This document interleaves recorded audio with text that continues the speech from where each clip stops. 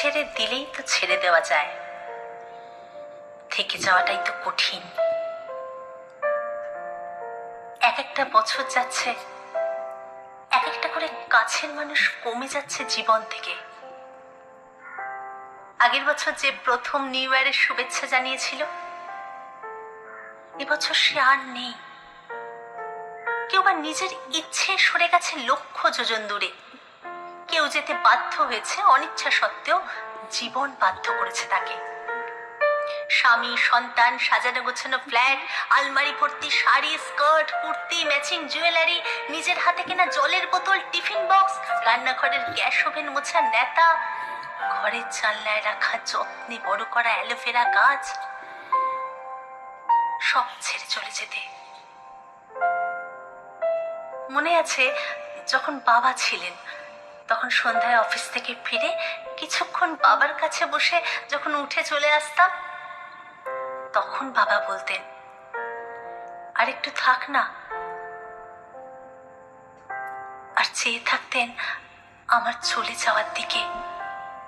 ওই নির্বাক চোখে আকুতি থাকতো আরেকটু থাকার জন্য। বিরক্ত হতাম, ব্যস্ত হয়ে পড়তাম অন্য সব দরকারি বা অদরকারি কাজে। এখন এই সময় দাঁড়িয়ে কি ভীষণ ভাবে ইচ্ছে করে বাবার গলাটা একবার শুনতে। এমনিতেই দূরত্ব তৈরি হওয়াই নিয়ম। প্রকৃতিগত ভাবেই হয়তো মানুষের মধ্যে এই প্রবণতা আছে। এখন যাকে ছাড়া বাঁচবো না মনে হয়, সে কাল আর কোথাও নেই।